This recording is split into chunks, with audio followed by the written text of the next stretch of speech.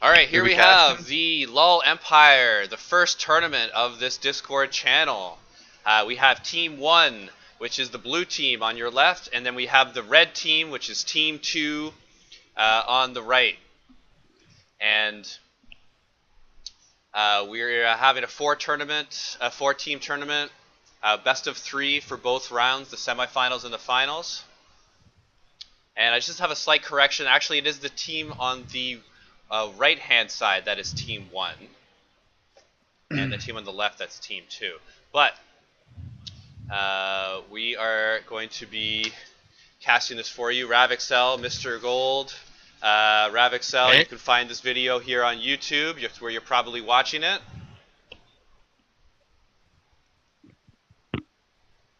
Hey, I'll introduce myself. My name's Mr. Gold. I'm the counterpart to the Wii right there. I hope we're ready for some Friday night League of Legends actions. We got, again, Team 1 versus Team 2 to see who's the top dog. And already in right now, we have the Amumu being picked on the Team 2 side. It's the first time I'm seeing him. He isn't quite viable in pro play right now, but I don't know, Rav. Are we going to be seeing some Curse of the Sad Mummies going on? Well, we're going to have to see. Let's see if Misfortune is picked up at any time. But I just want to have 100% correction and confirmation. It is on the left-hand side, blue team, Team 1. On the right-hand side, the red team, Team 2. That is 100%. And right now, yeah, we see Victor as a wave-clearing mid who only gets occasional playtime in the pro scene, but must be a comfort champion. This looks like it's going to be at least a first game of comfort champions, because when you see pics of Amumu and Darius and Victor, then you know people are just picking for what they know the best, and we're probably going to see a lot of level 5 masteries on some of these champions. Well, actually, it sort of looks like one side is picking comfort champ, but the other one side is picking sort of meta favorites, right? Because Twitch has seen some meta, and we'll have the support of a Maokai and like a Gragas to protect, right? Plus, like the Victor to wave clear, so the Twitch can pretty much farm it up. Excellent point. Actually, that's Team 2, the red team, is going completely meta. So they have the Maokai top, which in pro play has been seen quite a bit, but in solo queue, not so much. But now, with the Sivir being picked up, it's going to be looking to get the Amumu and Darius engaging in. So they have an engaged dive comp here on blue side, on the left-hand side. Sona? Do you see a Sona here? You're picking Sona into Thresh. That's something as a Thresh player I actually like. So I'm not exactly sure why. Again, it must be a comfort champion, but I wouldn't have picked the Sona there. Probably would have went with an Ardent I would Sinister type support, like a I would Janna, a Lulu, one of I those would have types. recommended that either, right? There's so many different scenarios where this is going to go wrong. You're gonna have the hook in, you're gonna have the box ready. Either of those can trap the Sona down. The sustain is not gonna really help you so much because the Thresh is gonna be poking you as well as the ricochet blades from the Sivir, and they're gonna be shoving you in. Now, also, your crescendo play could probably easily be spell shielded by the Sivir, which is completely countering your ultimate ability. Meanwhile, the other team with the Ignite is going to have the Ignite going for your heals. So, however, the Sona is going to be able to poke really early. Not as effectively as Thresh, but will have sustain. So, there is a world where this lane could work. It's just the room for error is incredible on Team 2 side versus Team 1. Well, we have it. And, the teams are in. Very excited to see these Titans go at it. I'm really happy to be here, just in the first tournament of this server. When I got invited to come play some games inside the LoL Empire, I just was amazed by their extremely large player base and how they had all the players that have been playing in the server before, all categorized by current solo queue rank. So when I saw all these dedicated players all coming together and getting daily custom 10 games in, I was like, wow, I would love to cast some games for these guys and make a tournament with them. And very happy, Simple Sam was favorable to the idea, and now happy to have Mr. Gold, my casting duo partner, going through big life changes, yet coming in and being able to cast for all you lovely folks. Well, I've been crushed with an elevator. Coming cast the next day. I'm having a family just next week, so I'm able to cast yet again another day. There's no other place I'd rather be right now. Well, at least I can afford no other place to go that I'd rather be. So this is exactly where I want to be right now. That's pretty much the skinny of it. And I'm looking forward to some great times on the Rift on Friday night. This is already close to my bedtime. This is exciting. I already made an evening pot of coffee there, Mr. Gold, and I know you're one that partakes in the caffeine towards the evening. But I've cut it out completely. Wow, really? Oh, wow. That's amazing for the amount of coffee I've seen you drink in our friendship. Yes, but it'll be brought back as I can't sleep on the couch afterwards. I've been relegated to the couch, unfortunately, but just to help my partner sleep. But that's not going to undertake the energy that's going in, right? Like, I'm still pumped. I'm ready. I'm drinking my water and I'm standing up. Mr. Gold is in. Wow, standing up. That's amazing. That's ready for the high flying action that I'm sure these games are gonna produce here. The LoL Empire Team1 versus Team2 here on the semifinals of this tournament. So there's a play-in stage, 2 best-of-3s. The winners of each of these best-of-3s is going to go to the best-of-3 final, all happen in one weekend, and we're going to be declaring a winner. Yeah, it's going to be exciting. So let's talk about a couple of the matchups. I think we have probably 30 seconds. I just want to quickly describe that the left side's Team1. Is that what we're going with right now? That's correct. Okay, so Team1, the biggest with the Juggernaut patch, Darius got transformed into a monster that Balls was able to get a pentakill off, one of the most notorious laners of C9 that fell off. Now that one of his weaknesses with the Juggernaut is mobility. Now that with the Curse of the Sad Mummy and Thresh, there's actually a scenario where Darius can get in there and able to follow through without having to rely solely on his flash. Because before, he'd always need his flash to be relevant, and now there's a chance he can get in there. Now, keep in mind, I'm saying the word chance. He's still going to have to do well in the lane. He's going to have to build some damage, probably a Black Cleaver, and into some tank items, and he's going to be able to get in and cause some havoc. And if he gets a hold of that switch, though, it doesn't matter. He's going to pretty much be the dunk master. Well, in the top matchup, Darius is definitely looking to get kills. And also in the mid lane matchup, Fizz is looking to get kills. So we have the blue team, Team1, that is looking to dominate their lanes, whereas Team2 is looking more for the team fights, looking more for the late game.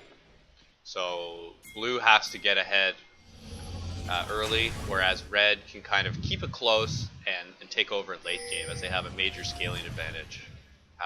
With having the Victor and the Twitch especially. Whereas the wave clears team has no hyper carries. Well, they have a situational hyper carry. One of the benefits of Sivir is that she can be a hyper carry with her W. It's an auto attack reset, and that's going to pump up more damage faster than Twitch and just a quick burst damage. So they can get a hold of somebody in they can pretty much blow them up off the bat. The only problem with Sivir, the downside is because Maction's here going the side. We're going to see the invade here by the red team, Team2. They're going in. Gragas able to get the 4-man knockup, and we're going to see where the first blood goes. It goes over to Fizz. Craziness. Traded back by the Twitch, and I think that's all it's going to be having what's all said and done. And that's a nice first blood, and then a trade back on your hyper carry Twitch. Yeah, that worked out well with both junglers going down. Again, I give the advantage definitely. I guess I go over to the red side with that. I guess you want to have the kill on the Twitch. Survive past his laning phase. It's going to be kind of dangerous. But also take a look at what's happening as the Fizz. He was able to get that first blood bonus and first kill. Went ahead and picked up the Dark Seal. and now is going to be walking into lane against Victor, who's already had a chance to push in the lane. So Victor's going to get the early level 2, but Fizz is going to be looking to start getting those stacks and those extra ability points. Yeah, it looks like the jungle of the Moon was slowed down a bit, and the lanes, both lanes bottom lane got back, helping the jungler. So it was kind of lucky for both junglers that their corresponding jungler died. Otherwise, they'd be severely behind. They're pretty much just matched up right now. Fizz. Looks like getting ganked right there. Strangely that he went through that direction and not towards the tri-bush. But going through the tri-bush might have been a flash burn by Sivir. So trying to go for the early level 2 gank, but was seen walking into lane and wasn't going to go ahead and expend flash for that gank. Speaking of being seen already, while that was going on, Amumu snuck in, got a bandage toss onto Victor. Wasn't able to blow the flash though, but did some pretty big damage. Wait, and we have action going into mid lane. Victor right now, and brings him down. Yes, with the ignite, the play there to get the damage, and that's exactly what this Fizz wanted to do. He's now at 2-0 against this Victor and doubling his farm. Wow, this is a huge turn of events. Huge damage in the bot lane right there. Sivir has big damage on her. Her shield keeps her up right there. There's going back on the Sona right now. Oh, big hook by the flash. Heals out, be blown. Looks like this right. Here comes the expunge. Keeps them alive. Their tower. Tower shot's going down. One auto attack. And there's no jungler to call down right there. Big plays. We have a dynamic game going on here. Oh, they're so close on this bottom lane to kills going on over on either side. And it all had to be started by that Thresh with the great hook onto Sona, and then being able to follow up with the damage is Sivir. But when you start ignoring the Twitch, he does do damage over time, and he was able to do so. And pretty even trade in bottom, but lots of action going on into the red side jungle. As we can see, Darius is invading, but is being seen by wards. Already lots of warding by the red team, Team2. Flash going in from Darius, he's going into the top tri-bush. He's going to try to get the kill onto Maokai. 3 of them now collapsing on the Darius. Where is his team? His team has not rotated up to help him out, and they're just handing the kill over to Victor. He gets the kill. He gets the return kill. 1 versus 3. Totally worth. So this bot lane, after all that mayhem, one thing I just want to quickly bring out to you people, the fact is Thresh is able to have both of his summoners, and he has the ignite.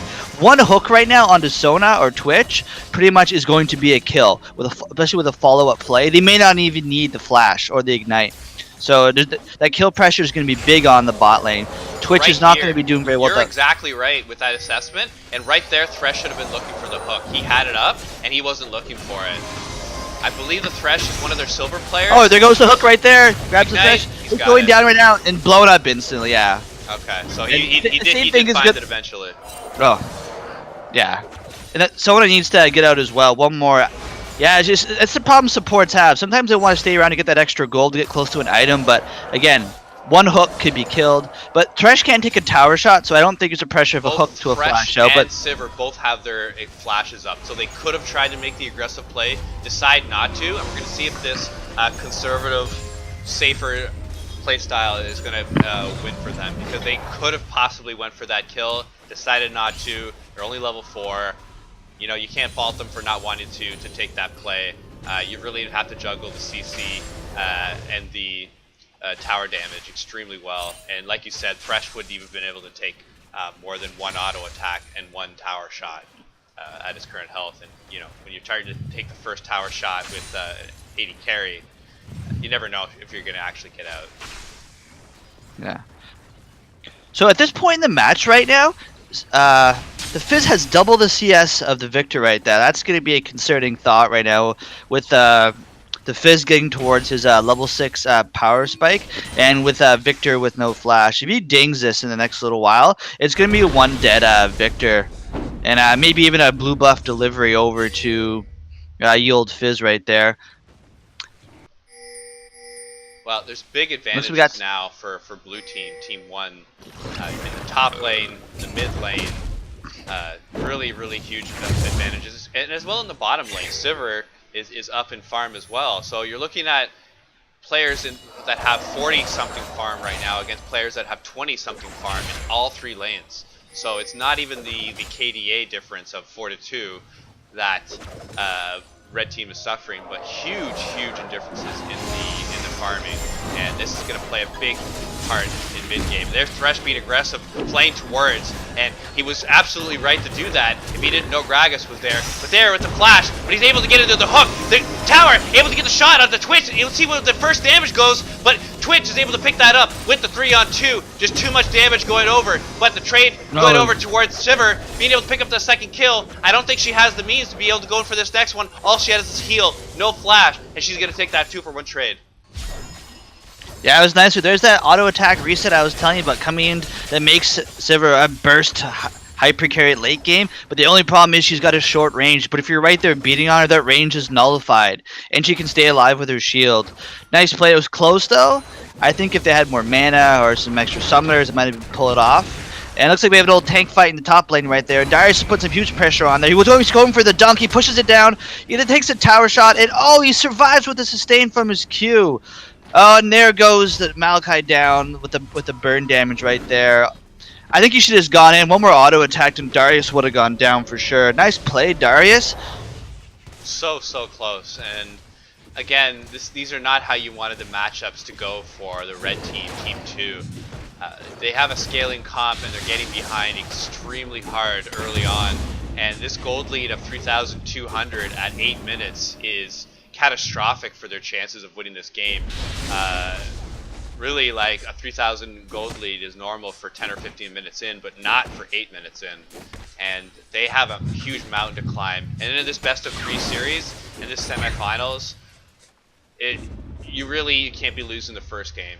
And I know they didn't want to be in this position, but losing this first game means that they now have to win 2 games in a row, and that's not something that they want to be put in charge of. Well, they're definitely looking for weaknesses, but they really haven't. The red team hasn't been poking around too much. I think the early jungler mishaps has caused some problems. Like if you have to attack the Darius early as a tank, otherwise that matchup is going to be foregone. But they're going in the bot lane right now. I think the crescendo is up for Sona. He throws it out right now. Huge damage on the Sivir, but he heals up and has the heal and the shield able to get up. The damage is going right back. Oh, they're not going to be able to bring it back. This could be a double kill, at least a double kill, maybe a triple kill good on there with the Sona being able to get away. Nice job there. Again, the Sivir is playing like a boss under a tower. They're diving, but they just don't have quite the calculated damage. And that's just gotta hurt because they're making the right calls. They're having an execution problem right there. This is what happens when all 3 lanes win. When you have an early to mid game early to mid game comp that specializes in team fighting and picking off champions. Every lane is winning. Even though both junglers are not doing a whole lot, Gragas having the bigger impact with 3 assists, but Amumu just farming up to get to level 6 and then looking to win fights with his ultimate. Going for big fight in top lane there. Oh, let's take a look. I was focused a little bit more towards Dragon with Amumu trying to get that scuttle crab, but we absolutely do have top lane ready to start going at it. Darius does have the ultimate up, and Malachi does not. A little bit more kill pressure towards Darius in this scenario. Oh, let's see if he goes in. He's absolutely going in. He's going into the Malachi. He's able to get some stacks going on. And with the ultimate, able to get that burn damage. Is the burn damage enough? Doesn't appear so. Malachi gets out. And when you have the Victors walking up to get the 2-on-1 onto Darius, the extra magic damage just enough to turn that fight. And that's what had to be happening all along.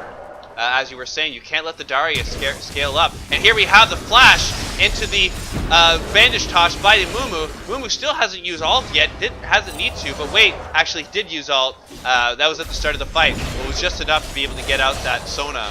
And now we have 3 members pushing into the bottom lane. Twitch is hanging around. I'm not sure if he's going to want to hang around because we have 3 members almost at full health. Yeah, we have Thresh with the ultimate. And we have Mumu with his down, and Sivir with hers up. So there looks like they're going to go ahead and get the solo gold onto Sivir. Very professional. I love to see that. Sivir also making sure to hit the waves. Two members of Team Red, Team 2, going on the top. They're going the 2-on-1 on Darius. We have all kinds of CC, including hitting right into the turret. These 2 tanks and CC gods are definitely going to pick this up. And it's Malachi getting his first kill of the game. It's 11 minutes 30 seconds in, but he got it. And you know what? This game is not over. They definitely need that shutdown gold, especially on the Maokai. He's going to have to be their beefy front line to any hopes of this game. And at this point, they can hopefully take some CS away from the Darius right now. Fizz diving into mid lane, getting Sona, and Sona being able to get the crescendo under turret. Fizz with 2 bars left, but that's still not enough with Gragas being low in mana and Amumu trying to come in through the top. It just may not be enough. Amumu being part of the backup that would have been coming through. Looks like he wants to go top. And now Sivir going ahead and completing this lane swap. Wow, what elo is this game, right? Because we just have a 12-minute lane swap. I love it. Sivir going up to the top lane, Darius going down to the bottom. This Darius is going to murder this Twitch at the... I don't care how sneaky you think you are. One catch from that and you're going to be a complete toast there. Speaking of caught, here comes the Q. He's waiting for it. He's grabbing it. He's got no flash. He's got nowhere to go and get ready for the dunk. Is he even going to blow the dunk? Yeah, there goes the dunk and yeah, catches him. That was a good assessment before that fight. It was not even close. And at this point, you're not supposed to be putting your Twitch in a solo lane where you could have Darius jump up on you. Yeah, but you know, you take those risks, right?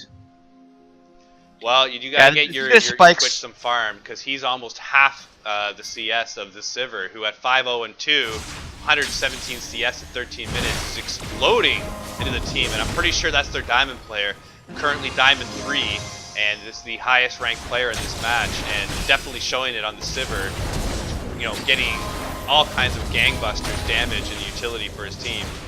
Fist being able to make plays himself, and now they're trying to dive into this Victor with the Ignite taking away on him. Fresh doing a great job in dividing the lantern and making sure to get Fizz out of there. Now Sivir's coming up into the push, but having low mana. Let's see if they're going to go ahead and prioritize getting this tower. They absolutely are. The Twitch has to get out of there too, right there. Of getting hooked. Oh, it's damage, but he's not going to have the damage, I don't think, right there. They're going to be able to push right back there, especially with the Fizz. And it looks like they're going to get out. Looks like the Spray and Pray is able to save the tower, but Darius is coming back in the action, so his presence. Darius does have flash. He might go for it, but I don't know. That'd be kind of crazy with the crescendo up and Gragas coming in with the explosive cast. I think they might try and back and defend on turret at this point. They see a lot of members of Red Team, Team 2, going ahead and stacking mid. Blue Team, Team 1 needs to do so in kind. So when this wave pushes up, it should be the cue for Amumu to quit with the jungle farming and to go and help this mid lane. They don't want to take too much damage on this mid turret. They have about 95% of their turret health up, and it's a big advantage over the 90% turret damage done for them on turret. Very close. Yes, he's missed these last 3 hooks, but they've been good percentage area hooks. So he's thrown them in the general direction. They haven't landed, but any one of these 3 hooks could have landed if the enemy team were to move a certain direction. So yes, he's missing hooks, but he's throwing them in good locations. So Draco's played, you know, keep it up, keep throwing them out, and you're bound to land them. Twitch is solo farming in the bot lane. We have a 5-on-4. Mumu's trying to go in. They possibly could have won a team fight under tower. Massive poke damage from Sivir as she throws a Q out and getting significant damage with a single ability out onto the red team. Well, it seems like they're putting a lot of their eggs in the Twitch basket right now to get this guy farmed, to get him up to snuff, because he will be the one winning the team fights for these people. Because Victor right now is not strong enough to wave clear against them as a 4-man group unit, because the Team 1 wants to team fight. They're looking for the bandage toss. They missed it right there. All they had to do is connect that to the Curse of Sad Mummy. Darius's flash is still up, and that's just going to be connection on the Victor. With that case, it's going to be pretty much 2 towers inhibitor done if they catch that play. So there's no safe lane for the Twitch to go in right now. He's going to lose the 1-on-1 to Sivir. He's going to get crushed again by the Darius. They put him in mid lane. Obviously, that's what they're pushing against. So I'm not sure where they're going to be able to facilitate. They're trying to get in the bot lane. They're just going to hope for the best because they are pushing the waves in there. I don't think it's time to do Baron for their 4 minutes. So they have an opportunity in this time that I think... Let's see if they can hold in mid. That's the play right there. I don't see another opportunity right now. It looks like they're diversifying by having Darius go top to clean up a wave. He might push it in and draw them north and let the Twitch farm and maybe keep Victor in the middle. How do you see this breaking out? Well, I see both top laners that have teleport available, so I see each of them going out into solo lanes and trying to push waves out. But with Darius at double the farm, 126 to Malachi's 63, really he's in such an advantage in any top lane matchup. Fizz going in alone, going 3-on-1, picking up the kill. Absolutely amazing that Sivir was able to pick that up, and that was all due to the Fizz aggressive play. Now they have an advantage. With Victor being down, they can go ahead and start pushing this mid lane. Darius going behind enemy lines, going between two turrets, trying to get the kill onto the tank, getting the dunk onto Gragas, and he's a dunk master himself. Shaquille O'Neal going at it, breaking the backboards with that huge dunk, and we're going to see what they're going to prioritize here. They could go Rift Herald. It is possible, but seems like they're just going to head back, possibly push out a couple of lanes and get some item advantages. Well, this game is quickly approaching its end right there. That play right there, as I talked about earlier about the mid wave push, since they can't put the Twitch in the mid lane, they try to put their Victor in there to keep the wave clear going, and Malachi went top to respond to Darius, but you can't leave the tank there, because when Fizz got on there, you have to have the Malachi, some sort of protection. You can't just leave Victor by himself. There are too many ways to connect with it. And unfortunately, it's an item advantage right now. It is getting so drastically that so many members of Team 1 can blow up the carries, and I don't think Turbo Trash and Pineapple are going to be able to do much. Well, this game, at this point, we're looking at almost a 12,000 gold lead at 18 minutes, which in a solo queue game, you'd generally be surrendering at 20 at this point. But because this is a tournament game, I could see this going on further. Really, a blue team, you're at such an advantage that you're looking for any 5-on-5 fight. But not only that, you also win the split push fight between Darius and Malachi. So really, you have so many different ways to win this game.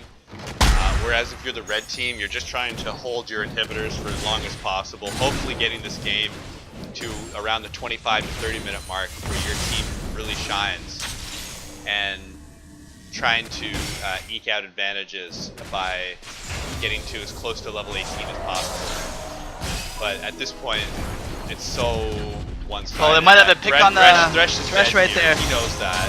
He's just looking to create as much time as possible. Maybe not actually. It looks like they're not gonna have the damage. I think they're trying to give it off to the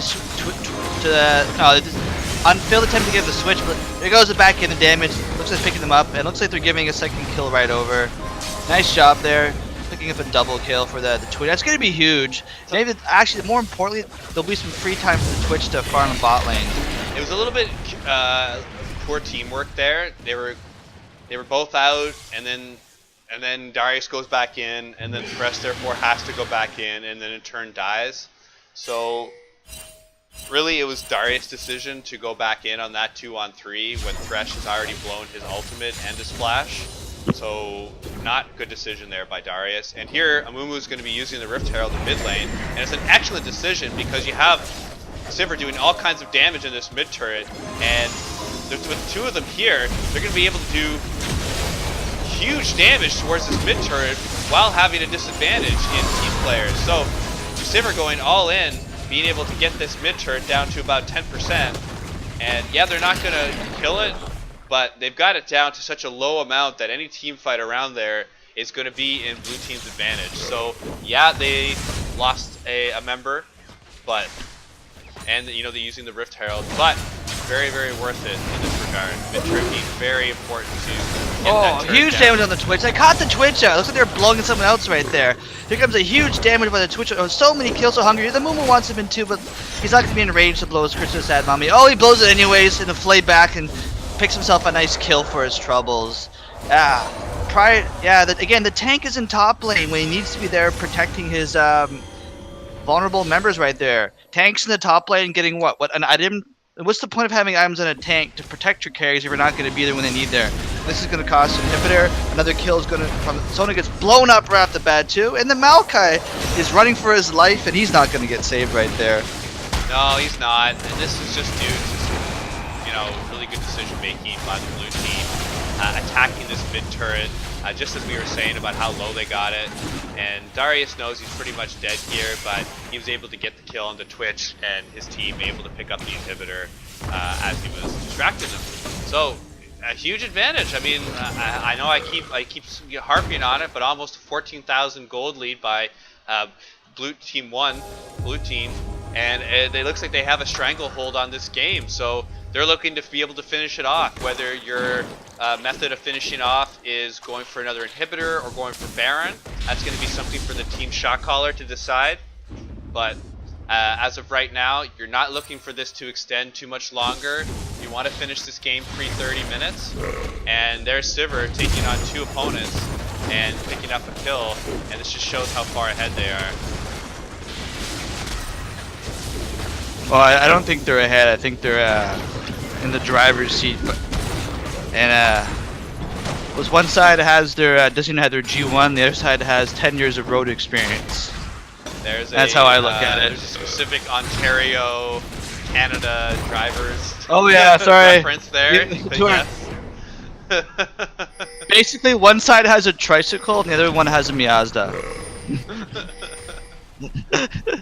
Yeah, so a Miazda Miata. Or a Bugatti, whatever like high-end sports car you wish but probably won't be able to afford. But yeah, it's all in good fun though. We jap a bit, but I like that they're able to pull this team comp off on Team1. Though I don't think it got tested properly. I think the bot lane on red side was just doomed to fail. I think if they got behind, and they had to pretty much snowball it from a very difficult position. And maybe the Gragas Turbo Trash could have moved iJet or Pineapple, but there was nothing put on the tank. You want at least a tank to get ahead, that way Darius could be held back, but alas, it wasn't able to work. Maybe a hyper carry in top lane would have been the better perspective. Put Pineapple on like a Fiora or someone who can duel Darius in scale. That might have been the play. But Darius is a tough opponent to play against, because if you misstep versus a Darius as a carry and you don't demolish the lane, you're going to be in big trouble. Of a non-tank, at least a tank can soak damage, but if you go a Fiora and go 0 and 3, you're beyond useless. Alright, here we have the Baron being called by blue team. It's a little bit curious at this point because it's still a 5-on-5. You'd think they would probably go for a team fight first. And here they are stacking the jungle bush right before the Baron. And red team is just so far behind with their waves not pushed up. Their jungler and their top laner heading back to base to go ahead and purchase. And they're not in no position to contest this Baron. And this just could be a real easy turnover here for blue team, Team1, that they're going to pick this up.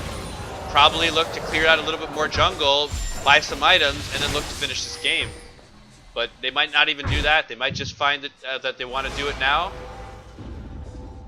Shifting over to top lane, looking to push this top lane in, and they're going to be putting pressure onto this base here from the top side.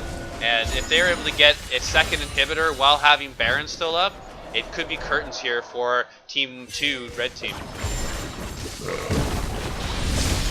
Well, the curtains are have pretty much been dialed back, but they might get the team fight they want right there. Huge damage to the spraying paint going out. Darius goes down. There goes the Amumu right there. They pretty much blow up the front line. They got to retreat right now. The Tar just went down, but Thresh is down. They're so low. They finally pick off the Twitch, but he's done his damage. He's done his job. He's brought them back. They've got the team fight they've wanted when they're cocky, and they can pretty much farm up a bit now and take some extra gold and clear those lanes. That's pretty much the best possible result you could have hoped for at the stage of the game, is put them in a chance to at least maybe mount a comeback. Let Victor get his wave clear. A 3-for-1 for red team. Turbo Trash and AWJ being able to sustain and pick these kills up towards the end. And they're just able to clear out this mid wave and hopefully able to fight for future objectives.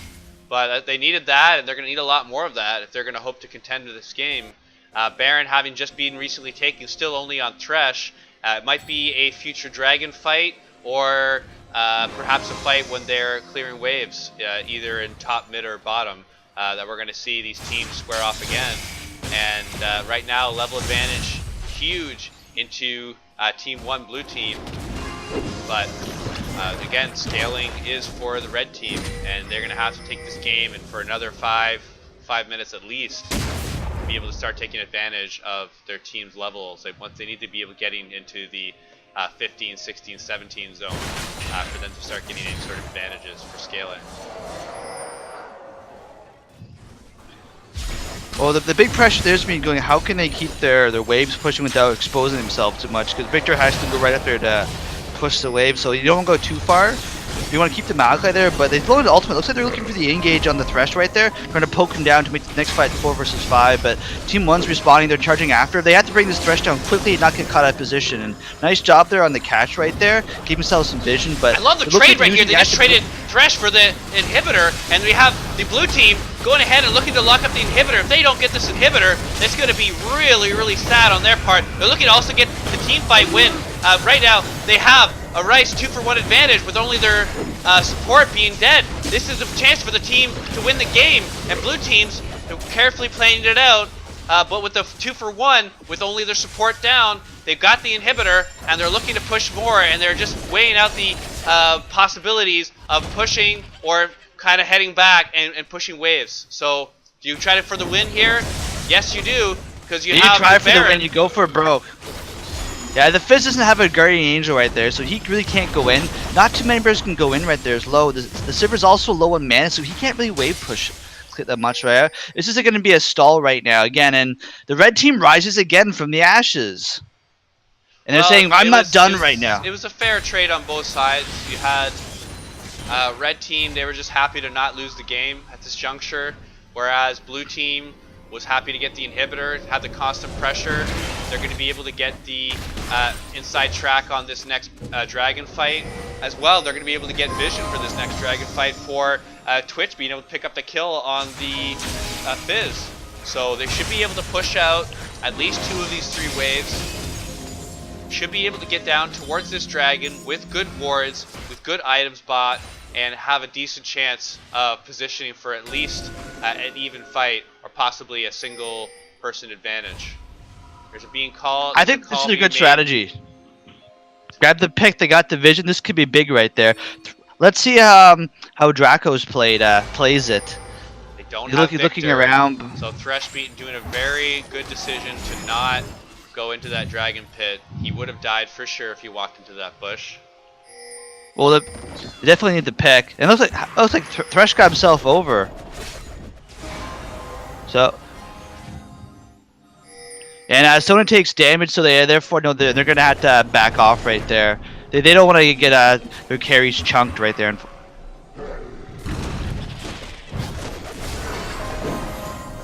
Oh, and the death sentence goes wide on Thresh.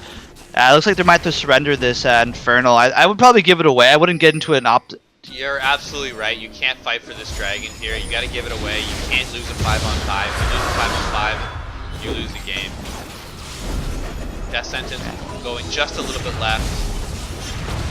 Explosive cast, a nice getaway, but it looks like Darius is coming in to cut them off. He's going to look for probably one of the carries, and they need to blow him up quickly, because he's not that tanky right there. Huge damage being taken on the Darius right there. He can't frontline this, and here comes the team fight right there. Huge damage going over onto the Malachi tank. The tanks are going up, but here comes the Curse of the Headmine right there. Immediately blows up the hyper carries. That's a triple kill. Go with a huge double damage. The Sivir is carrying this triple kill on the Sivir. Nice play, and they're going to end this down. Rav, bring us down. 5-0. Look, take a look at these score lines here. 11-1 for Gray and Mid Fizz. Look at that CS total here by Sivir. 14-3-7. Chris Kennedy or Kendi. Just huge carries on their team. Even Darius getting the early lead on top, and Thresh facilitating all kinds of plays, missing a lot of hooks, but throwing a lot of really careful ones out there where they could have had a chance to hit. And they're already making the next lobby. Really, really big team win, and you know, quite the one-sided event, but some very interesting team plays and team fights.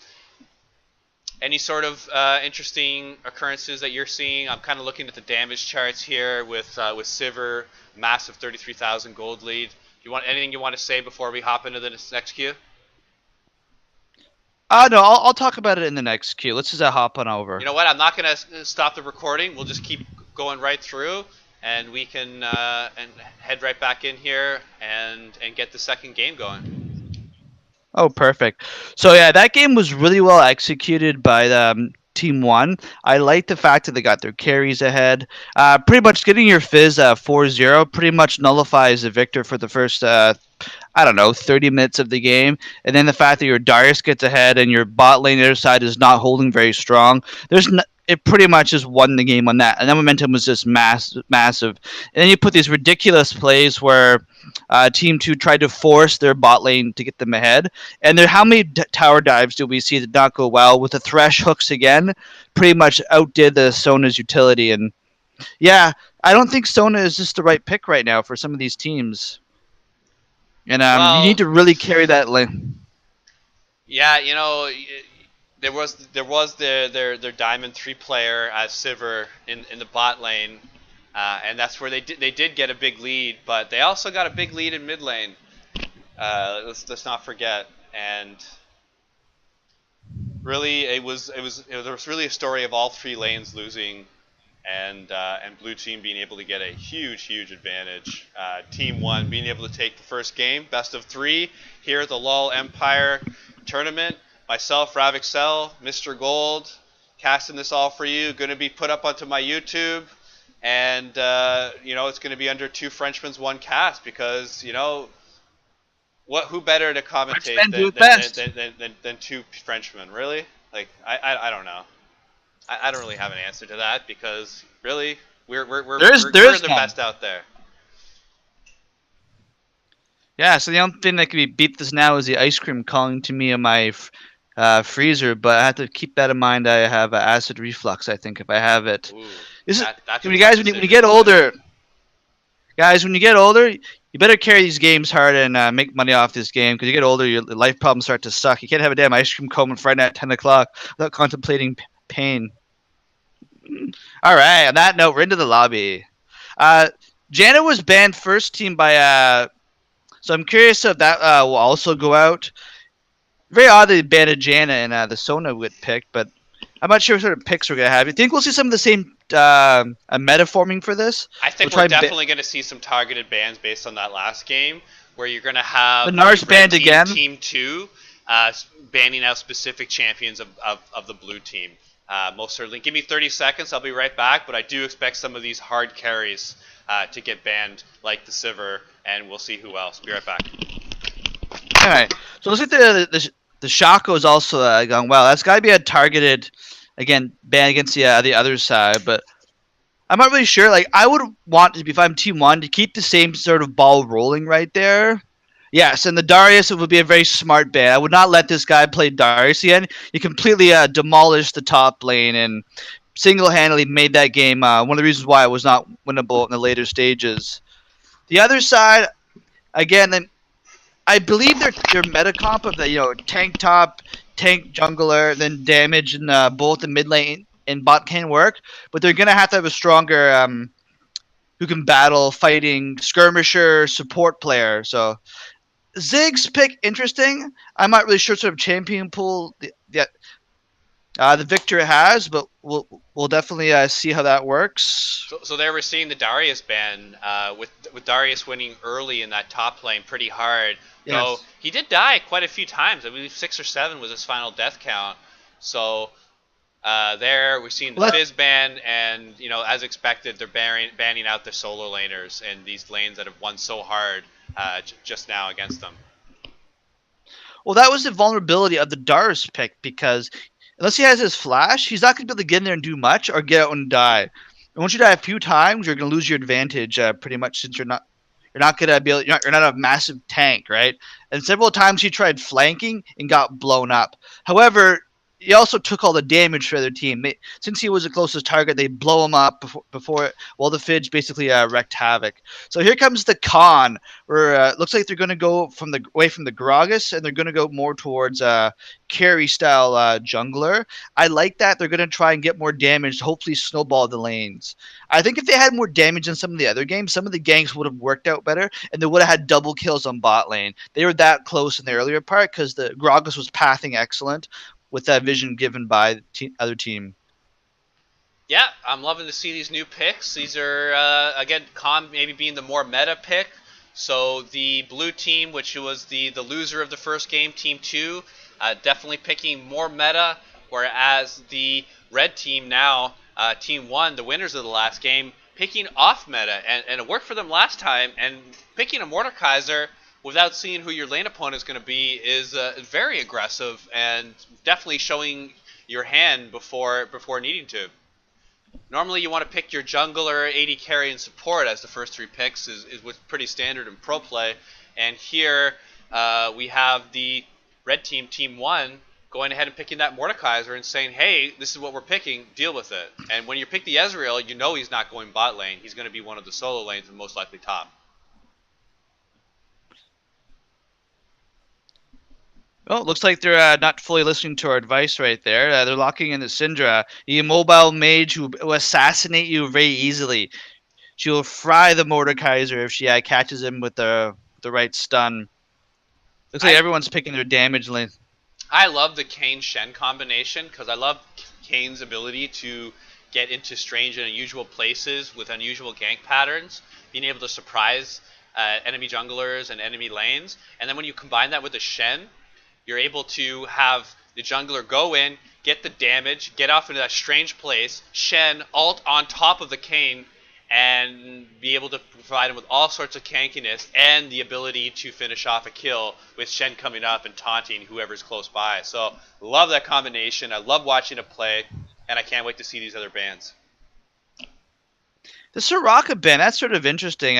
I think I really feel like Turbo Trash likes to lean on more of like the support utility types. Maybe the first ban last game was the Janna, and I think that Janna ban moved him on one of his other champions that was some comfort that he was happy playing the Thresh into. So we'll see where that looks. And the Twitch is going out well. Looks like the interesting why you'd ban your own champion. I guess that it might be scared of the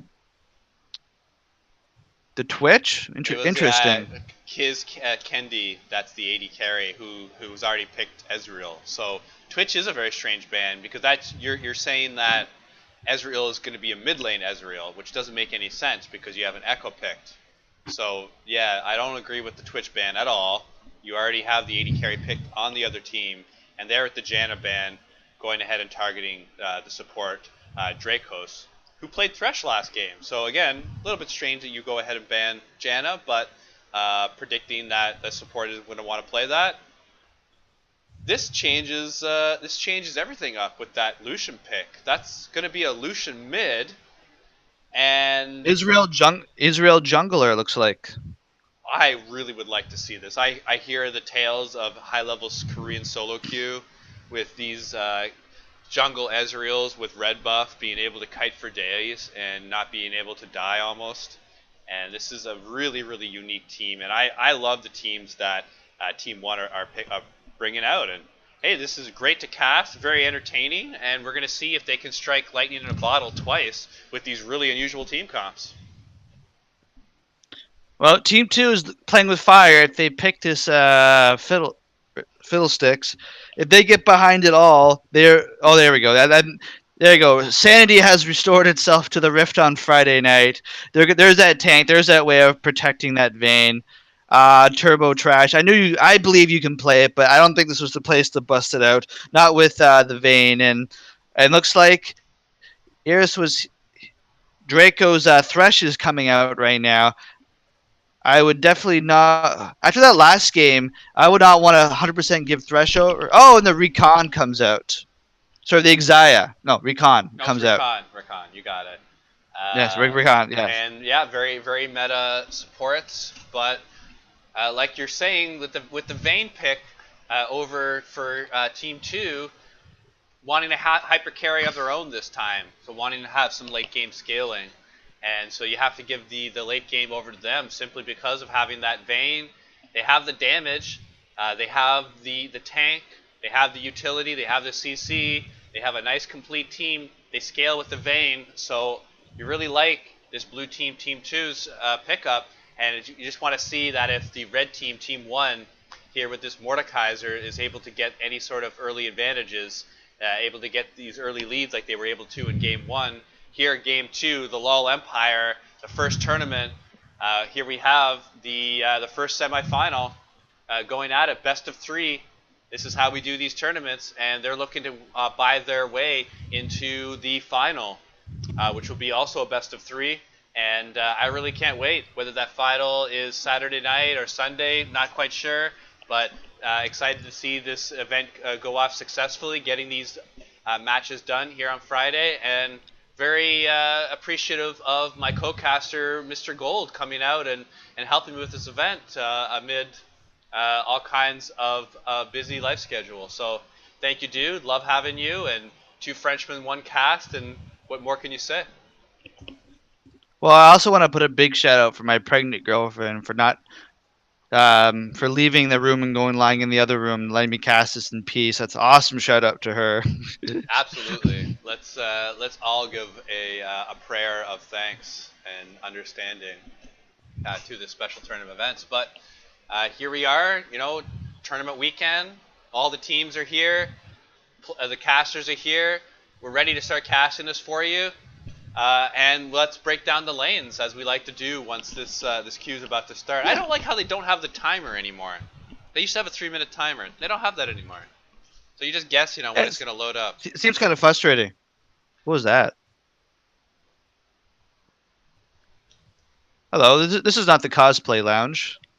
Not yet, but you have a lot of not very sexy characters here to cosplay. Maybe only Syndra is going to be bringing out the goods. But welcome to the 2 Frenchmen, 1 cast casting corner. We shall put our mustaches on your cosplay and determine if they are suitable. But anyways, we look at this red team. Where is even everyone going? Who's jungling in this team? Like you said, it's probably Ezreal that would be most likely in pro play, but as we can see, Kiz Kennedy, he played last game as AD carry. So hello. You would think they would be maybe like we're duo casting. Like an Echo or a Mordekaiser. Yes, we are duo casting.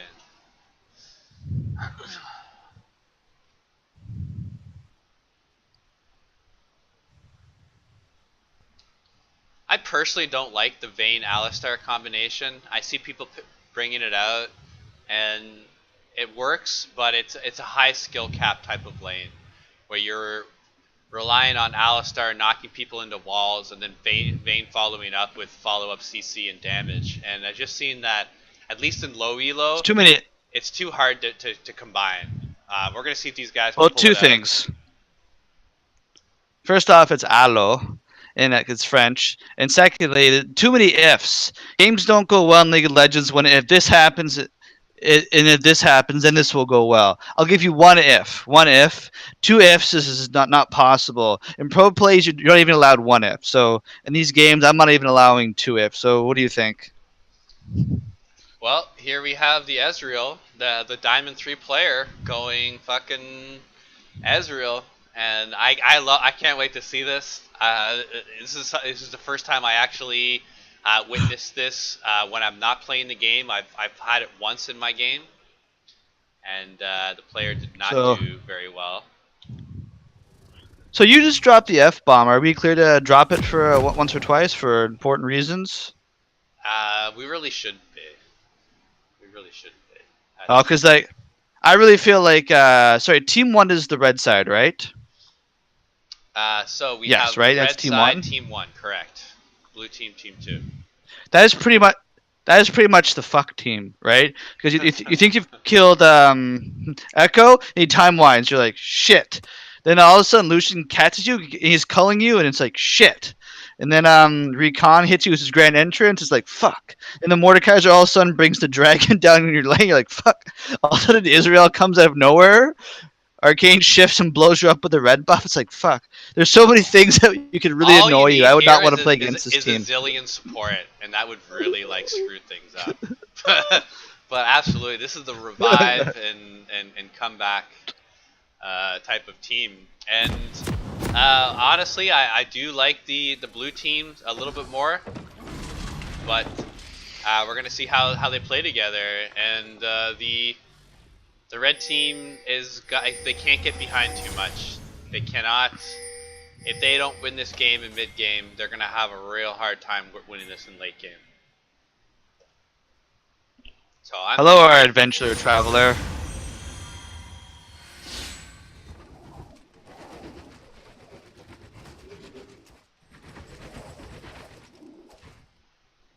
Is she a figment of my imagination? Are you hearing her too, RavExel? I'm not hearing anything that you're hearing. Must be a figment. Probably I'm like in the Discord channel. The movie Okay. Johnny Mnemonic, where he sees that woman, ethereal. Yeah, she's supposed to be cast.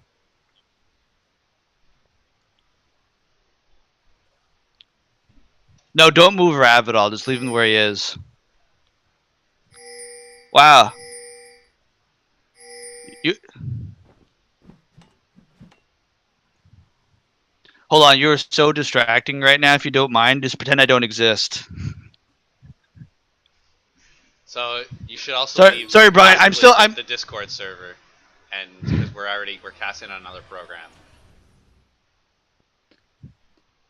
Yes, unfortunately, I don't know how to right now, and it might screw up my game. Wow, that was like a little elf talking to me the whole time. It was really interesting. I thought you couldn't hear it at all. Wow, that's. All right. Who do you think I was talking starting red buff. I thought you were talking to your partner. No, I was talking to the other person on Discord. I thought she was coming in our channel. Anyway, so back to this game right now. Sorry, I was a little distracted there. It's all good. Which of these lanes do you think is going to be pushing first? So. Oh, huge gank that we missed.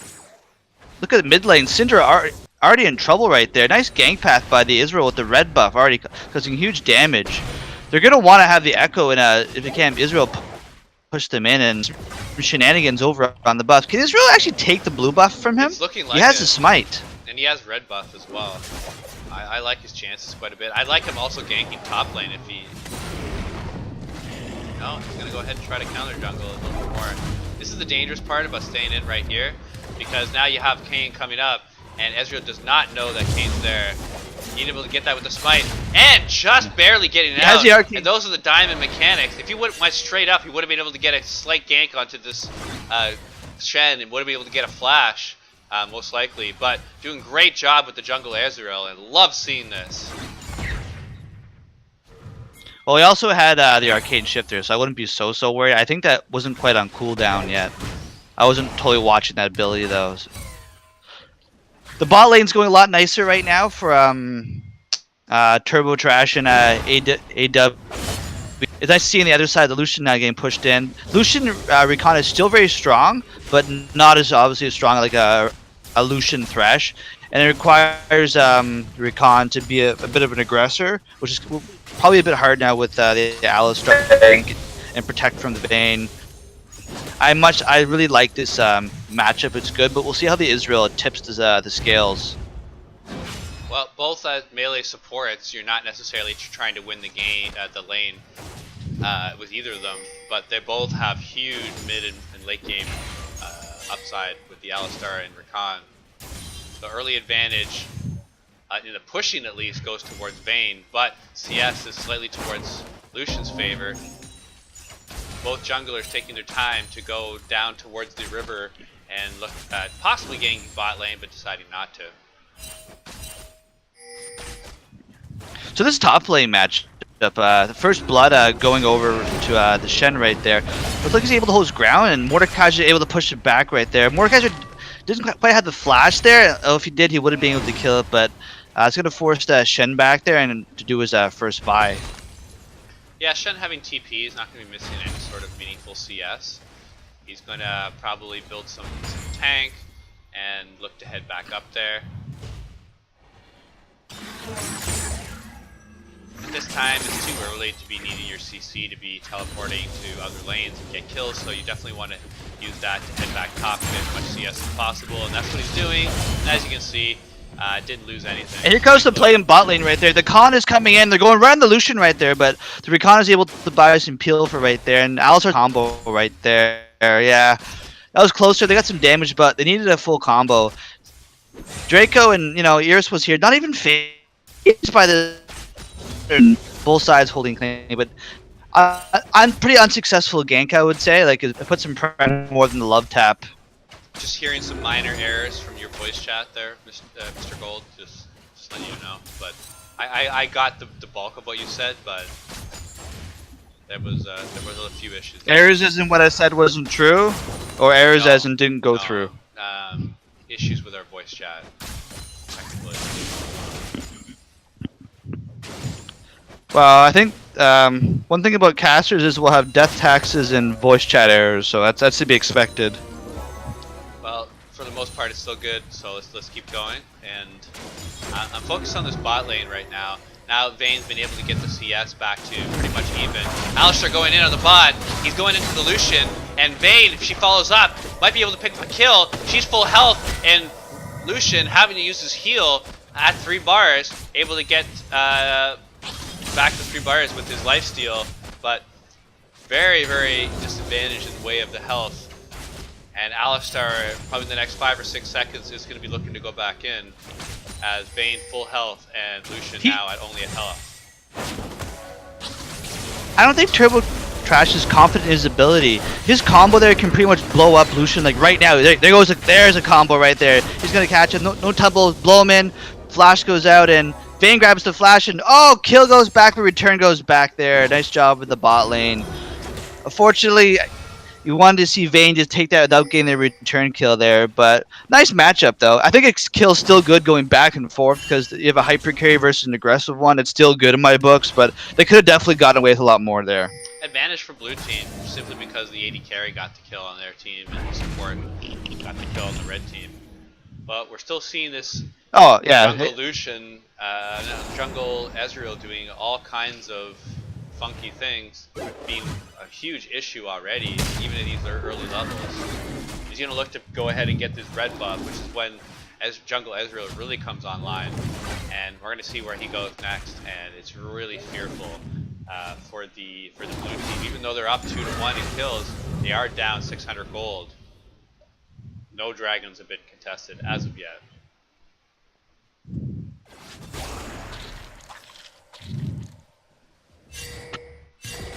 Looking to get the blue buff steal for a second time in a row.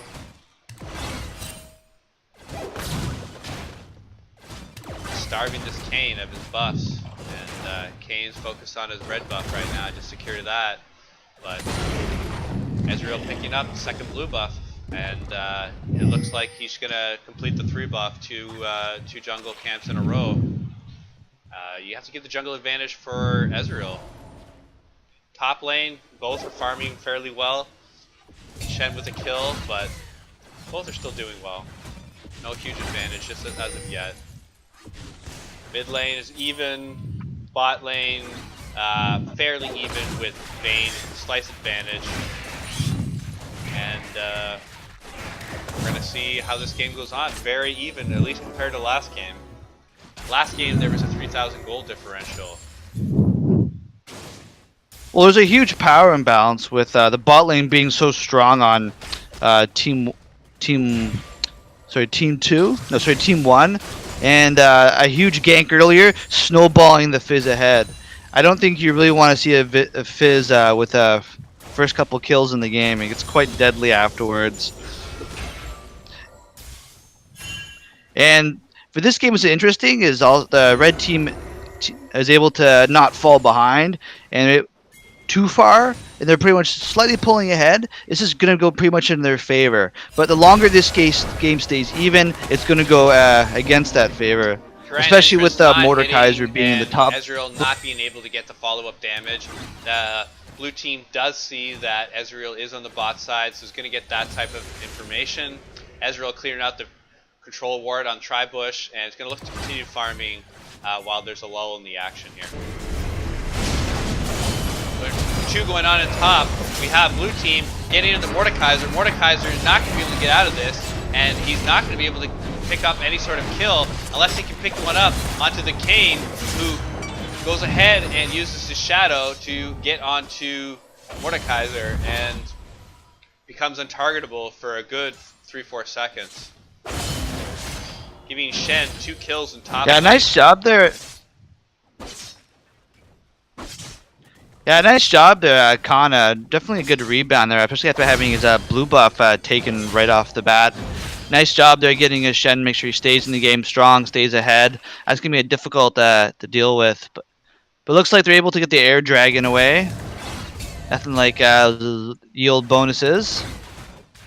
Yeah, and this game is being played, well, this whole series is being played on the 7.18 patch, so we haven't seen any pro games on the 7.18 patch yet. Even in the Korean regional games have been played on the 7.17 patch, so this is really the first foray into the Worlds patch that we're going to be seeing, and I'm just really happy to be casting a tournament here on this initial Worlds patch. It'll give us a better idea of how Worlds is going to play out just by watching these teams play and adjust. Well, what are the upcoming meta picks or breakers for the 7.18 patch? What do you expect to see on the world stage starting tomorrow? Well, actually in 2 hours actually now, sorry. Well, it seems like the foreign teams are going to be playing carry top laners, and the more domestic teams are going to be playing tank top laners as well as junglers, so the same can be said for each. So I'm expecting to see a real jungle versus carry early meta. And here we have top lane. And look at the Shen top lane. He's able to turn it. The shield's going to pull it off right there. Looks like the Mordekaiser's going to have him with more Q. And no, the shield is kept alive. Mordekaiser does not have a flash. Oh, there he goes. He's able to pick him up with the ultimate, looks like. Yeah, now they have nice job there. With a huge minion wave. I'm going to keep following this because this is where the game is won or lost as objectives. And really, they should be both pushing. I mean, both of them. I mean, the Shadow as well as Mordekaiser in top, and put all kinds of pressure onto top lane. And we're going to see how the blue team's going to have to react, because they're going to have to do something. Team 2, they can't be taking this type of top pressure without being able to respond in bot or do something else. And there's really not much else they can do other than respond in bot. Yeah, definitely not. Nice job there getting the first tower there. The gold advantage is definitely going to get a bit higher right now. This I'm curious. I wonder how this is going to affect the global gold to Israel, because his ganks are being pretty potent right now. He's blowing some flashes, got some near kills. Is he? He's probably going to be like borderline obnoxious when his next buy, I think. Well, you have to look at the CS differentials, and you're going to notice the difference there between top lane, especially. And then also with the first tower gold for the red team. So really, red team is up to 2,400 gold, even though they're down 4-2 in kills. So for our Team 1 is getting all kinds of advantage outside of kills. And here we have a gank in mid lane. Echo going under the Syndra, able to get her down, but not all the way. And the CC followed up by Alistar, able to pick up that kill. And we're going to see if they're going to be able to snowball this into something else, because getting that kill into the mid lane, yeah, it's helpful, but you have to be able to turn that into something, and it's looking like it's going to be an easy back for Syndra, and I'm not sure what else. It doesn't look like for anything else for this blue team. I think they're just happy having the Vayne solo farming in the bot lane right now. They got to kill some gold on the Syndra. Vayne gets to keep farming in the bot lane, who will become a monster shortly, right? So that obviously isn't great you can do, but there's a lot worse outcomes there, right? Just showing up, because the top side they didn't have a lot of coverage right there. They have Israel, taking everything, and plus the Mordekaiser pushing. But I think the Vayne's gonna have to back off right now. He does not want to get too much of this Lucian action, especially with his Recon coming to assist. Got Shen going top lane. He has ultimate and he has TP available, so he can be getting into any one of these fights. A slight fight going into bot lane. Vayne deciding not to go too There hard. we go. Here comes the fight right now. Watch it on the Echo. Wow. He's caught him. Going down, and there we go. Onto Ezreal. Now we have the Shen coming in. This is the combination that we wanted to see. Shen into Khan, and it's working out wonderfully for them. Even though Khan's going down to Echo, they should be able to pick up the trade-up kill, and Shen picks that up. And now Vayne picking up her second kill. Now at 2-1 and 2, 118 farmed. Now blue team's looking to take this game. Team 2, huge lead on their part. And by lead, I don't necessarily mean in the gold lead, but I mean in the pressure lead. They're going out hard for team for the mid lane, and red team's doing everything they can to knock out this minion wave and knock out this push advantage. You want to take something if you're this blue team, and I would think it would be a Rift Herald, but it seems that they're probably just going to be a little bit more passive and go farm out their waves. Yeah, I think the one silver lining for that fight was the fact that Lucian was not, Draco's wasn't in a position to blow his culling at all. And there was a couple opportunities. I think he should have been more aggressive with it, but they just got pummeled afterwards. And here comes a fight right now. Lucian going on to Syndra. The power of going in and blows him up, and it looks like Echo's going to come in, but his belt misses. And nice job there from the Syndra, recognizing the Lucian. Easy peasy right there. You got to be a bit more cautious right there. And again, I think the other fight, he blows culling, and oh, here comes the Israel right there.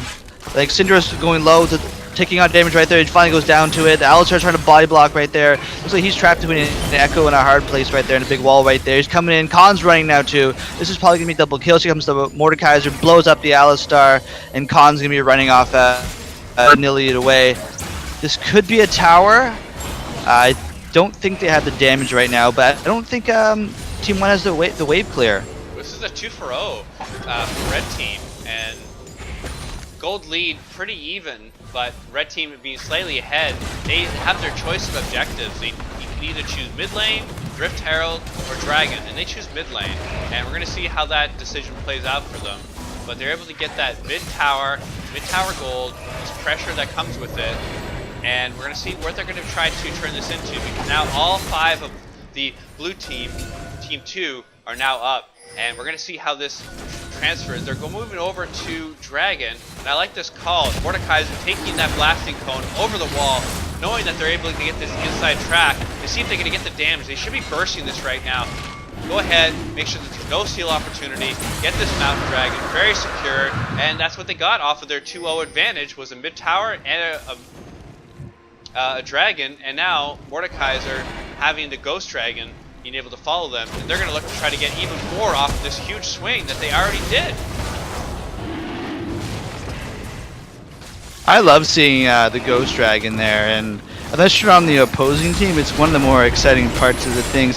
One of the more flavorful things that I like they're adding to the game to make it more interesting. These are the kind of changes that I want to see, and unfortunately, here comes a Ghost Dragon blowing right into Khan right there. He's able to get away, but Trains, they're going to probably take this bottom tower right now. There's not much they can really do with them pushing in. Yeah, well, it's those are going to take Gage. Ghost Dragon as another character in this fight, and now blue team's being able to turn it over with their superior items. And even though red team, Team 1, has got the 2-0 dragon advantage, the kill advantage is overwhelmingly in the blue team, Team 2. They still have a lot of gold left on the map. They haven't taken out a single tower. So if blue team can go ahead and start swinging some towers back in their advantage, they can look to finally start taking the lead in the gold and possibly getting some half item advantages to some of their characters. That's what they're needing at this point. And well, that tower is going to be going over, and that's going to be leading to the item count there. This is the point where the Team 1's comp is in danger right now. They can't get, they're already getting a bit behind right now. They can't afford to actually fully get behind. Like, this gold difference is pretty much equal on mine, but I think they need to start pushing it back the other way. And this is not how it starts with Lucian getting cut. Here comes a nice combo in there from the Alistar, able to pick up the kill for himself. It's always nice when a fellow support gets a kill. You know, he needs the pocket money. Obviously nicer on the Vayne, but you gotta spread the love around, don't you think? Well, at this point, the team's just happy to pick up kills, pick up team fight advantages, and we're gonna have to see how this game goes into mid game. Shen going out of the taunt into the Ezreal, lots of damage there. Is it gonna be enough to finish him off? It absolutely is, and they can't be going into Rift Herald right now because they're just trading the kill back. Echo onto the Syndra, and going onto the Khan. We have 3 of them But blue team going every which way except towards the team fight, and they have to pull off of this. They're going to lose their blue buff in turn. They're not going to lose the Rift Child because it's been too late, but Echo able to get the honey fruit to get back up to full life, and this is the big problem for the red team.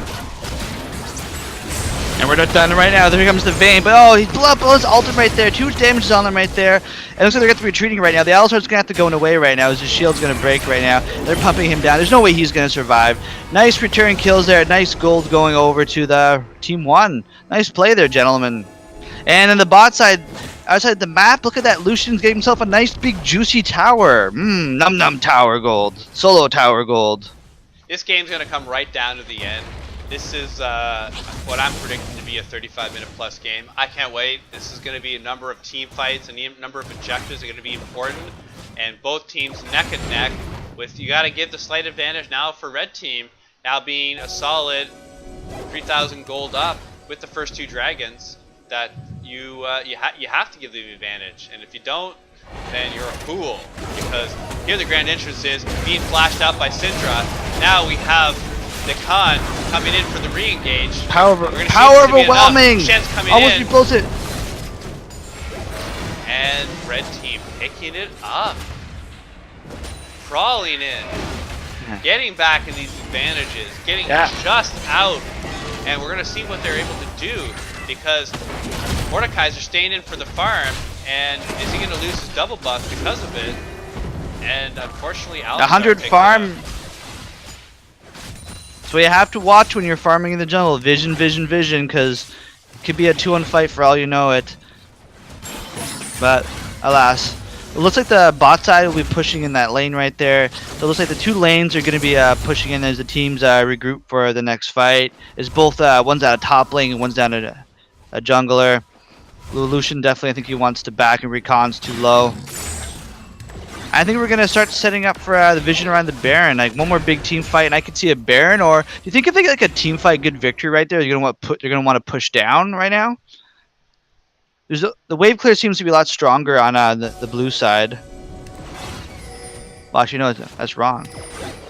Yeah, well, we're definitely going to be seeing an objective fight sometime in the next minute. We have Dragon up 1 minute, Baron that is up right now, and either team with any sort of pick-off, especially in the jungler, could go towards a Baron. When you look at the red team, Team 1, they have a Mountain Dragon, so it's definitely something to look at. If you see 1 or 2 players of blue team on bottom lane, you could maybe rush a Baron, but there's options here for these 2 teams, and really it's going to rely on these next 2 or 3 team fights. That's who's going to win the game, and I'm looking forward to it. And you have to give the momentum advantage for the red team, as they've won the last few team fights. And we're going to see if they're going to be able to continue it now with 3,000 gold lead, and Dragon coming up in 12 seconds. Well, they also have a easier time to enter harder time to enter the team fight. But let's see what happens right there. I don't know if I'd really want to risk everything for the Mountain Dragon right now. Because the red side definitely needs position, and position's how they're going to win the fights. They don't have the luxury of the Shen Alistar to really protect them and set up the proper fights in the engage. But here we go. I think the Alistar is getting ready to go in. He's pushing them up well. Huge poke on the Mordekaiser. The Culling comes out that keeps them back, and then Alistar goes in, but not able to get too many targets. Echo goes in. He's diving, and it's blown up immediately by the power overwhelming by the Cinder right there. Then the way about the Mordekaiser is going, dropping a huge amount of damage to their Vayne is going untouched right now. He's able to pick up a kill right there on the Mordekaiser. He's going in. They're damaging right now. Red team has to back off right now. They don't have the damage to survive right now. And it looks like they're going back. They're shooting on that Lucian. And the Vayne's going after. The Vayne is pretty much so low right now. Run, my hero, run! And they're diving right back, and Recon's keeping them back, trying to keep them in so that Israel can keep doing damage, but he's out of mana right now. So he's not going to have any arcane shots to shoot right back. But they're both so low. One more hit each side, they're going down. Bane keeps going, he's got 1 health bar. Oh, he goes down, but looks like there should be a return kill. He's 2 kills going back for that 1 kill in the Bane. It was completely worth it. Looks we got a clean ace there from the blue side right there, and the Dragon as their winner. And look at that, Echo had just enough time to respawn. And he's coming right in. Echo wants some action right there. He sees low targets. He's coming in, flying in right there. He's throwing some huge damage with his Proto Belt right there, but he's not going to have enough damage. He's going to go down the process. Dragon Take Bull's teleport. He's trying. Oh, he got one. 1-on-4. What am I talking about? I don't know anything about this game. Almost gets 2 kills right there with the Mordekaiser. He gets out with Mordekaiser. Rav, what is this nonsense going on? 3 kills. You had a 5-for-1 for blue team, and now they're throwing away their advantage by trying to get Dragon. And they were able to secure Dragon, but well, actually no, they were not. They lost Dragon, and now they have a 3-0 advantage on their side, and it looks like they're running towards Baron. I think this is a solid Baron call. I really hope it is. If they're all 5 towards Baron, with little vision that they're able to muster, which is nothing on the other side, but double pick towards after Baron, and with their damage and their commitment towards all 5 members, they're going to be able to get this without any hint of a congestion. And you gotta give the advantage now for Team 1. They have the tools, they have the Baron, and they have the gold lead now at 4,000. So really, this is their game to lose. They have the advantage where they want to fight. They want to push lanes, and they want to get tower leads, increase their gold lead, or win a team fight. And you have to think that they have every way possible of doing that. Oh, and they definitely do right there. That was one of the more impressive ballsy plays that I've seen in a while. That goes up there with the Great American plays like the Miami Dolphins 1972 and Normandy D-Day. Those are some big plays in history. Absolutely. Well, I love how close this game is, you know, from a casting perspective. Hey, man. Remember I told you before the game started, this is going to be the kind of game where the Team 1's going to be like, oh fuck, oh fuck, oh fuck, he just did what? That's exactly one of the reasons why I called them the oh fuck team. Well, this is going to have to be decided shortly. They see Shen on the top lane, but you know, Shen's got multiple ways to come in, teleport and ultimate. You get the grand entrance now by Rakan. He's going in between 2 turrets, and they're going to try to get this while taking turret shots. And the turret's not anywhere being close to being done. Blue team being able to converge back behind their first turret and be further second. Now it's a 1-1 trade, 4-on-4 fight happening. Red team being able to get the turret, they got the and now is able to continue focusing on Baron buff for them. Yeah, it would be nice. Continue pushing in. But they still have their ADC to push down the tower, though, so that's going to be key right there. They still have their wave clear, so they're going to be able to keep pushing there. They would have preferred the trade at Draco going out instead for the other AD carry, but that's going to be big. Nice push right there. It looks like they're going to recall and get ready and set the bot side tower. And actually, you know what? I don't think they're going to go. They're probably just going to rush over there. They should have the vision to know where all the targets are, especially as going on right there. I would not be focused on these 2 guys right now. I'd be focused on the actual tower. I don't think you can even kill them right now. And it looks like they're just trying to save one of their towers. Top lane, red team's trying to retreat, but blue is saying, hey, you can't leave here without us saying so. They have a 3-on-2 right now, and let's see if they're going to be able to convert this and then he kills. We have Shen, who looks like he's about to go down, but that's not the target you want to be focusing. He's got all kinds of tank. And we have blue team taking a 2-0 advantage here on the top lane, and now it's 3-0 for blue team, and they're going to be trying to push out these waves and trying to set themselves up for this next team fight. Now, red team up a staggering 7,000 gold, or sorry, 5,000 gold. Blue and it's not over right now. Mordekaiser's been caught out in the jungle yet again. Is this a ghost Mordekaiser? I could have sworn I saw him die there a few minutes ago. He is dead. In the exact same spot. He is ghosted. That was a ghost. Oh, as Lucian getting stunned. Blue team keeping the pressure on mid lane. It looks like they're definitely going to get this tower, but what else is going to be what is the question? Yeah, Lucian wasn't able to get the culling off there on the whole mini wave, but I don't think it's going to matter though. Team 2 is now going to be pushing into the base right now, maybe set up some vision. This game is...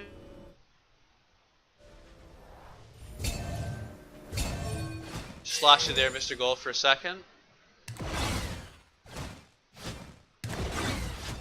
have next dragon here, 55 seconds. Every dragon has been fiercely contested, so we're going to see if this next one's going to be fought for. I'm not hearing Mr. Gold on the other side, so it might just be me. Go ahead and cast this last few minutes. 4,000 gold in favor of the red team, even though they're 7 kills down. That just goes to show you about how many turrets they have on their side and how they seem to be farming. There's an advantage in top lane, but deficit in bot lane. Vayne now at 248, getting a real solid item spot, and at level 15 is looking to try to start to take over this game. 30 minutes, that's where she wants to be.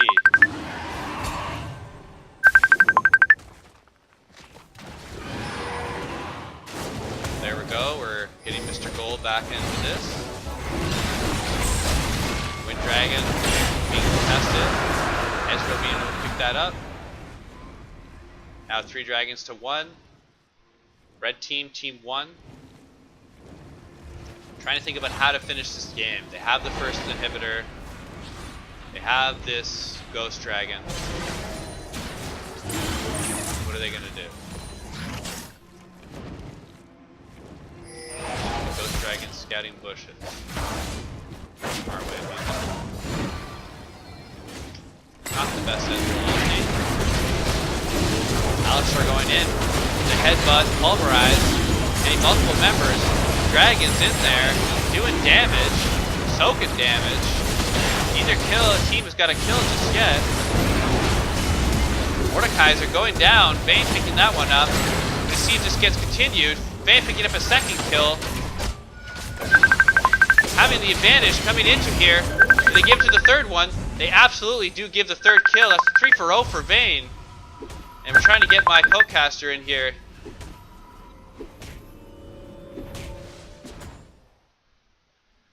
Alright, co-caster, we have 32:09.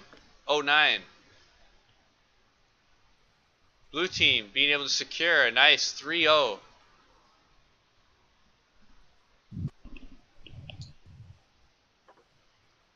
They still have their inhibitor down. They're looking to push out waves. Baron up in 15 seconds. They definitely need wards. Alistar is going up towards to do that. Let's see where he places his wards. Turbo Trash on the Alistar, 4-3-17, great KDA. Doing everything he needs for his team. One with the Moby boots, the locket, ward upgrade. A little bit of everything.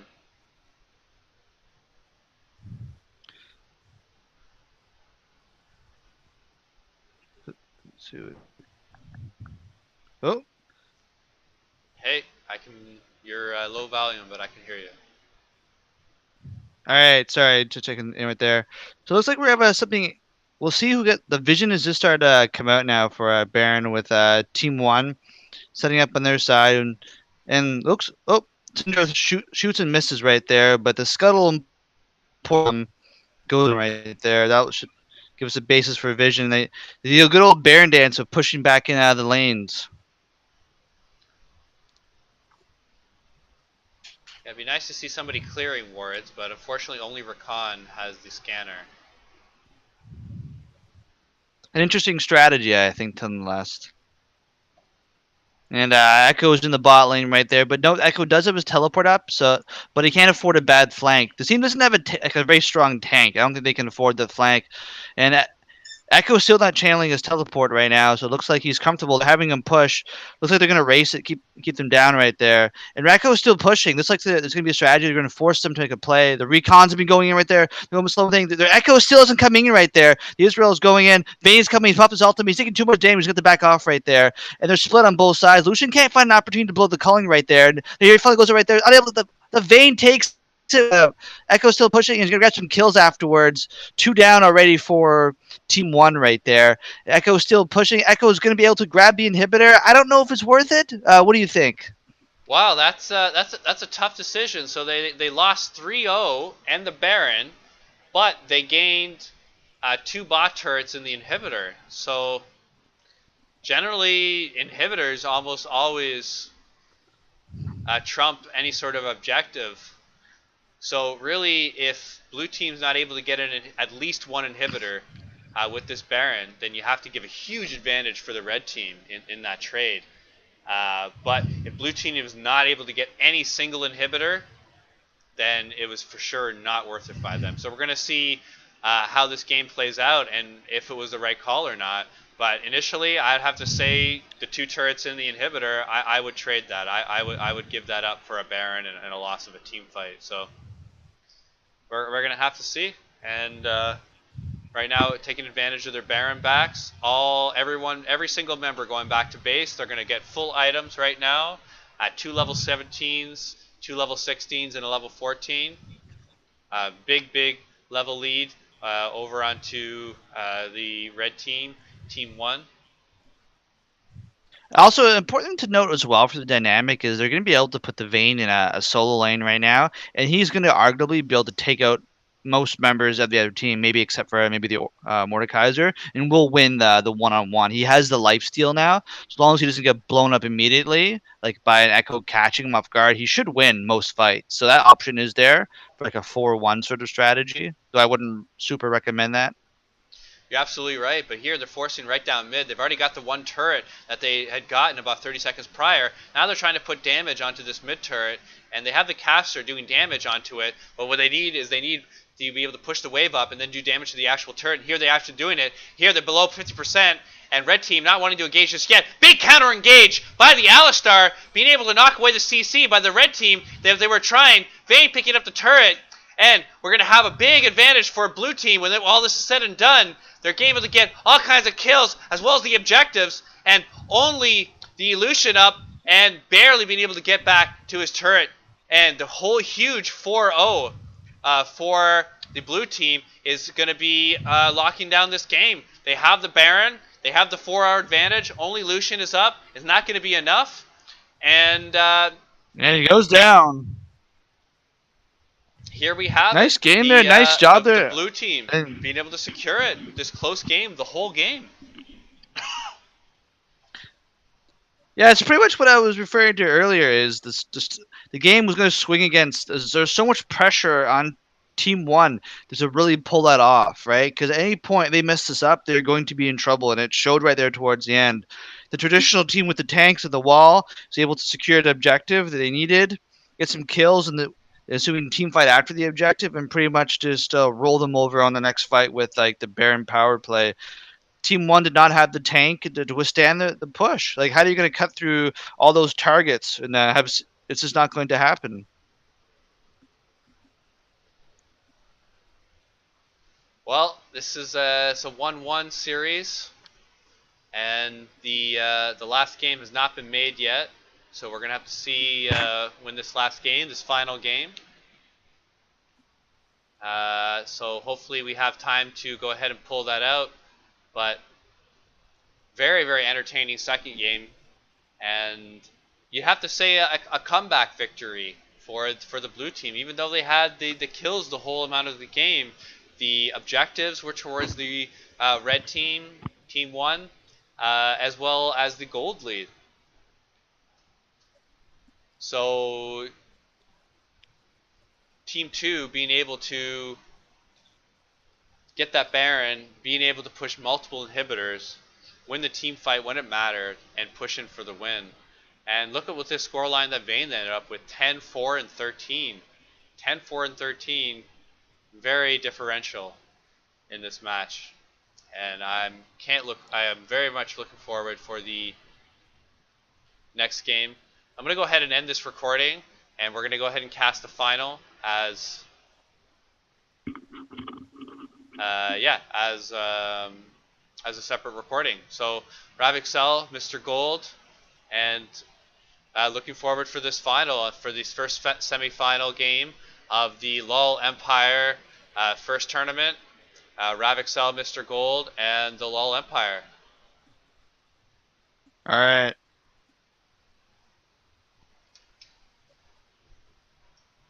Wow. I don't know. This might be too late for some people to finish. Yeah, I'm already pooped. I don't know. Give it 5 minutes. Let's see if they start up. I'll be right back.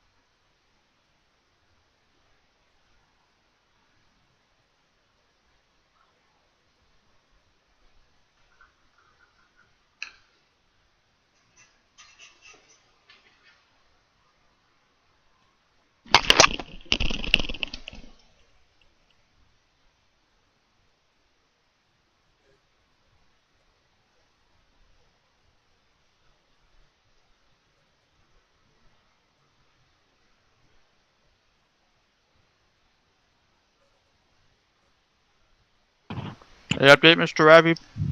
Yeah. Screen. Makes me want to even.